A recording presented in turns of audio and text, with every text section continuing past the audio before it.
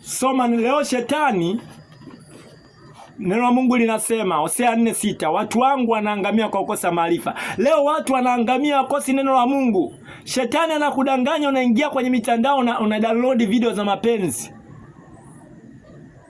Unaweka bando lako la 5000, una bando lako la kiasi fulani, una download movie za mapenzi za uzinzi. Unajisikia raha na usome neno la Mungu. Shetani anakutawala na kupeleka kuzimu. Acha hivi vitendo. Leo umepewa na wifi, mnaita wifi. Mungu ametuinua, una wifi sasa. Hiyo wifi imetumika usome neno la Mungu, jifunze. Lakini wifi, huo mtandao unaotumia na bando lako, unaenda kwenye uchafu kulike video za mapenzi.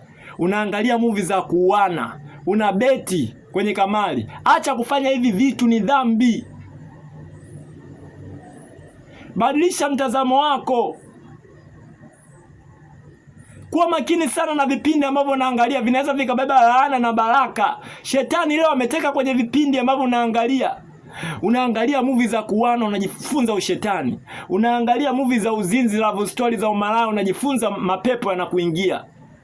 Na maana anakupofusha usome neno la Mungu. Una beti, unacheza kamari. Masaa yote wewe ni mpira. Una muda, Mungu wako amekuwa mpira. Acha hivyo vitu.